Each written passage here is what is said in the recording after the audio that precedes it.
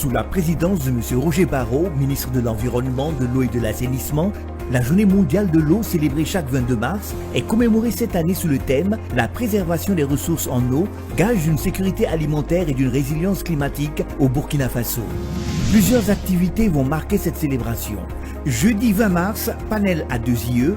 Vendredi 21 mars, panel et diffusion de films à Aube Nouvelle. Lundi 24 mars, journée portes ouvertes à la DGRE, DGEP et DGIH. Mardi 25 mars, panel et diffusion de films à ESUP Jeunesse. Jeudi 27 mars, lancement officiel des activités de la police de l'eau sur les berges du barrage de Ziga.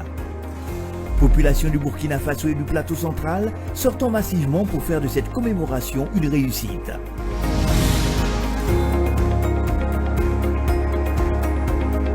Ensemble, engageons-nous pour une gestion responsable de nos ressources en eau. Conférence internationale sur le développement CID. Pour la deuxième fois, Ouagadougou accueille le 10 mai 2025 la conférence internationale sur le développement CID portant sur le Mine Education et le développement. Placée sous le thème « Comment le changement de mentalité peut-il accélérer l'atteinte des objectifs de sécurisation et de développement au Sahel ?» Cette conférence permettra d'outiller les participants sur les techniques de développement endogène et de renforcer en eux un sentiment profond de patriotisme en faveur de la dynamique de développement enclenchée par les pays de l'AES. Orateur principal, Dr Yoon Sam Kim, expert formateur en éducation au changement de mentalité, originaire de la Corée du Sud, pays ayant bâti son développement grâce au concept de Mine Education et qui lui vaut aujourd'hui d'occuper le 10e rang mondial des États. Toutes et tous le 10 mai 2025 à Ouagadougou pour exulter et magnifier une vision du développement centrée sur le capital humain. La conférence internationale sur le développement, une initiative de Racine Group, votre agence panafricaine de communication et développement. Infoline 25 48 32 21 70 29 49 00.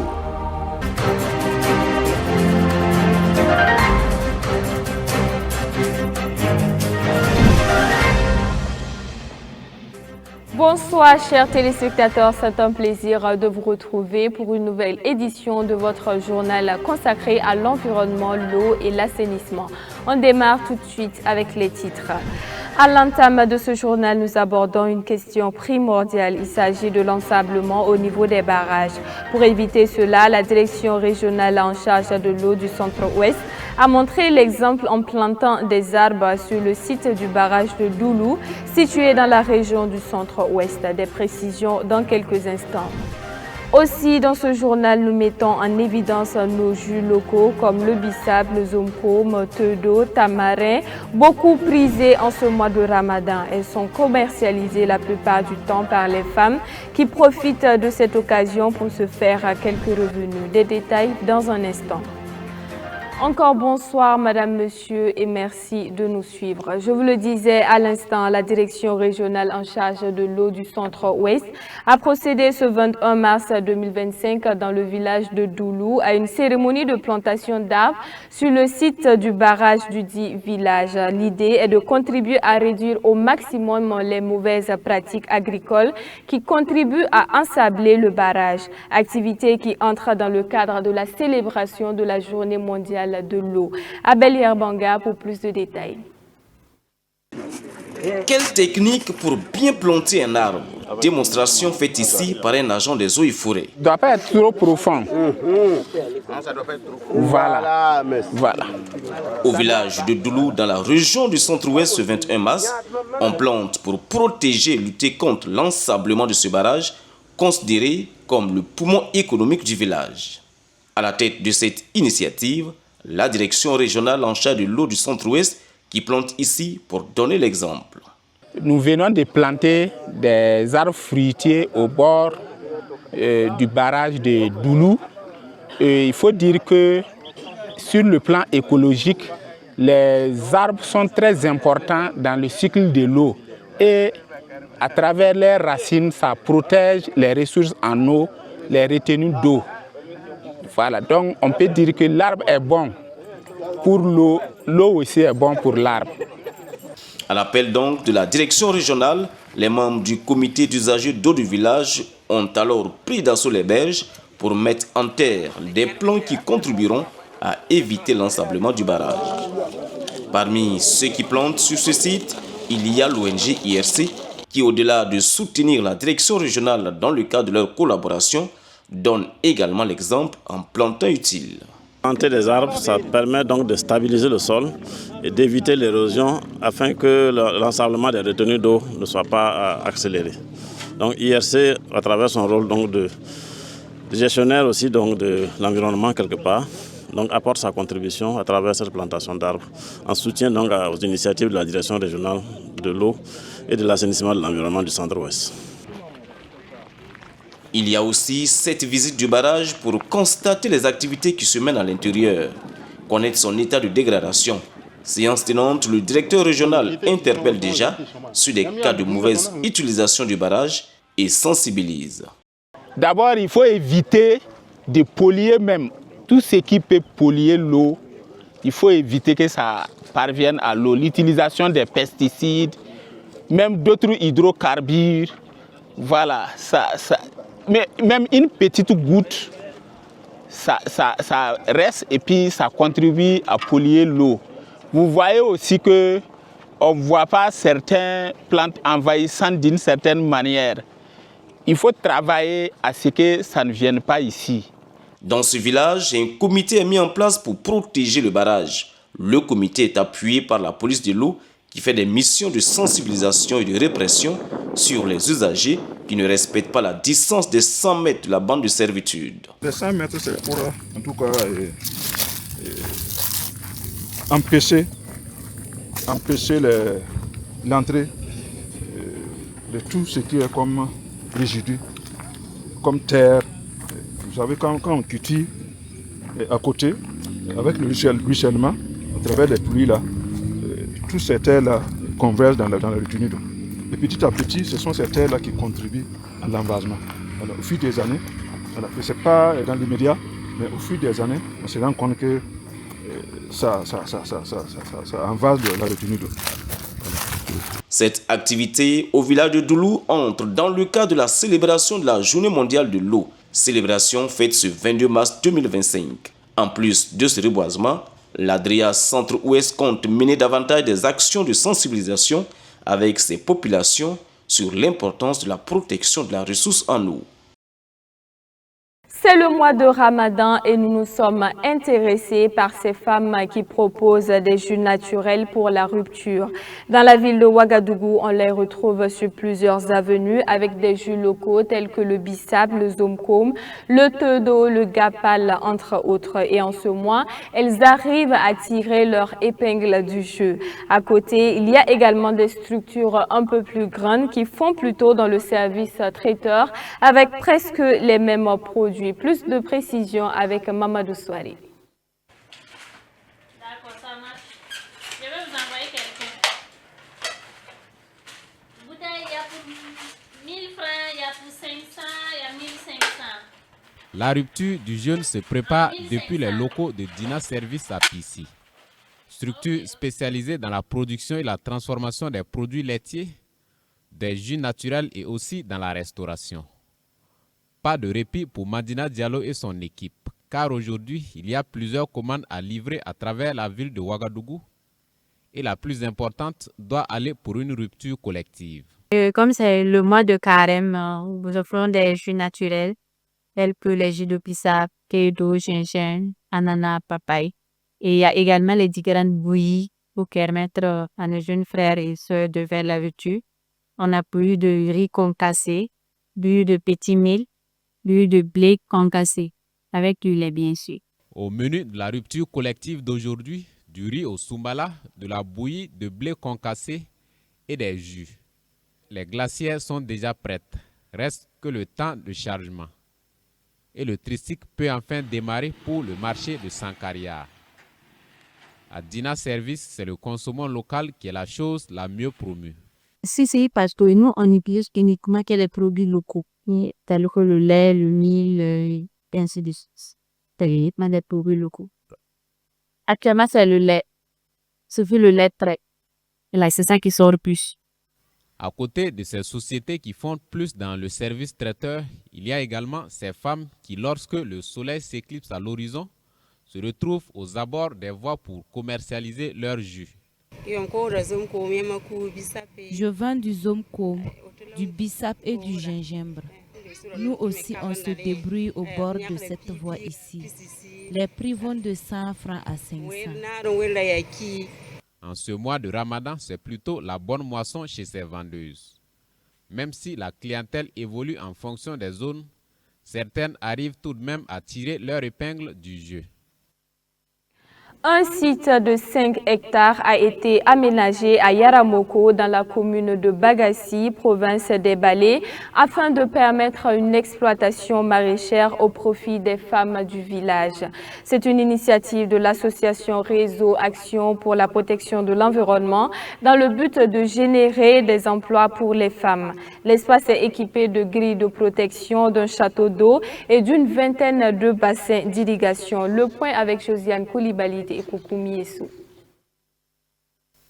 Un espace de 5 hectares aménagé à Yaramoko, dans la commune de Bagassi, province des Balais, région de la boucle du Mouhoun, pour une exploitation maraîchère au profit des femmes du village. Ce projet est porté par l'association Réseau Action pour la protection de l'environnement dans le but de créer des emplois pour les femmes, une action qui a été approuvée par les autorités communales. Le projet a également bénéficié du soutien du département de l'agriculture et de l'élevage de la commune de Bagassi, en appui technique et aussi en intrant, et ce pour des objectifs précis. À travers ce site est habilité à tout faire. Ce site est habilité à tout faire. Vous voyez que c'est situé dans un bas-fond. Voilà, dans un bas-fond aménagé. Ce qu'il faut souligner est que c'est un ancien bas-fond dégradé. Alors que l'association a plaidé auprès des populations, eux-mêmes au ministère de l'eau, pour avoir l'autorisation pour pouvoir aménager. Sinon, comme c'est un périmètre maraîcher déjà reconnu par l'État, on ne peut pas venir se rentrer dedans comme ça. Mais ils ont entretenu des étapes de négociation foncière auprès du ministère de l'eau, ainsi de suite. Ils ont reçu l'autorisation, voilà pourquoi ils ont pu venir. Ils ont pu mettre en place, ils ont pu faire cette réalisation. Le chef de zone agricole de la commune de Bagassi souligne l'importance d'une gestion adéquate des sites aménagés pour une exploitation responsable. Les activités de maraîchage autour du barrage ne sont pas conseillées. Elles ne sont pas conseillées parce que ça contribuera, avec les emblavures, ça contribuera à ensabler le barrage. C'est-à-dire que quand il va pleuvoir, quand les producteurs, après la production, quand il va pleuvoir, du fait qu'ils ont remué le sol par les labours et autres là, quand l'eau va pleuvoir, les eaux de ruissellement vont drainer ces terres-là vers le barrage et contribuer à l'ensablement. Donc, ce qui fait que, généralement, il y a une norme, qui est exigée. Donc, il faut 100 mètres de part et d'autre du barrage, à partir même du niveau le plus haut des eaux. Voilà, c'est après maintenant les 100 mètres là que les gens peuvent produire. Mais ici, je peux dire que c'est encourageant à Yaro ici parce que en amont du barrage, c'est-à-dire dans le barrage là, de part et d'autre, il n'y a pas de production maraîchère.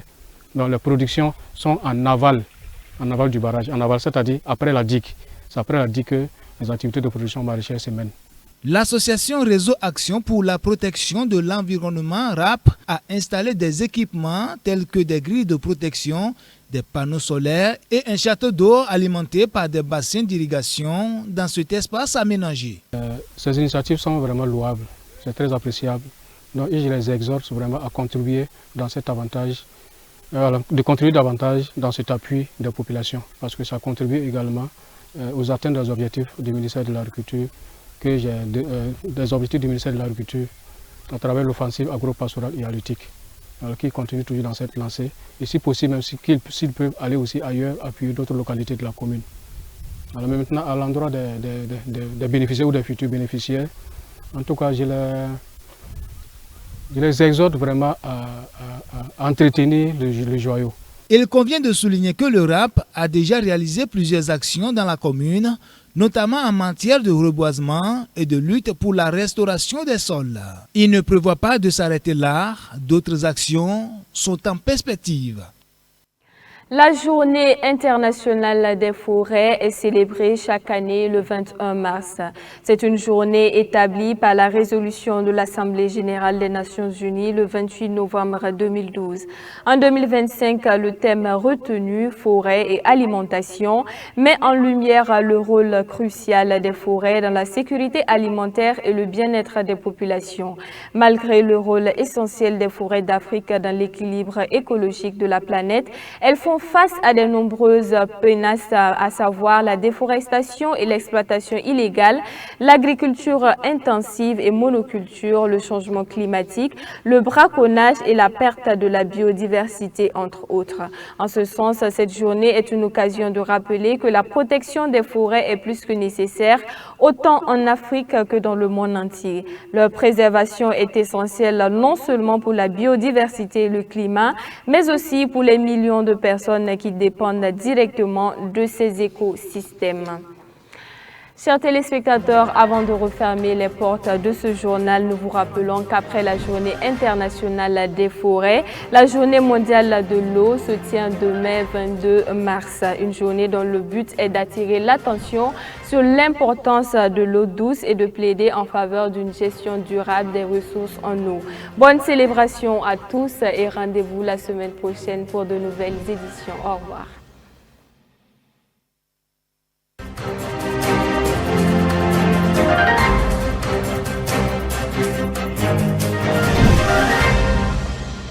Sous la présidence de M. Roger Barrot, ministre de l'Environnement, de l'Eau et de l'Assainissement, la Journée mondiale de l'eau célébrée chaque 22 mars est commémorée cette année sous le thème « La préservation des ressources en eau, gage d'une sécurité alimentaire et d'une résilience climatique au Burkina Faso ».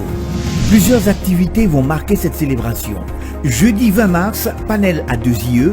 Vendredi 21 mars, panel et diffusion de films à Aube Nouvelle. Lundi 24 mars, journée portes ouvertes à la DGRE, DGEP et DGIH. Mardi 25 mars, panel et diffusion de films à ESUP Jeunesse. Jeudi 27 mars, lancement officiel des activités de la police de l'eau sur les berges du barrage de Ziga. Population du Burkina Faso et du plateau central, sortons massivement pour faire de cette commémoration une réussite.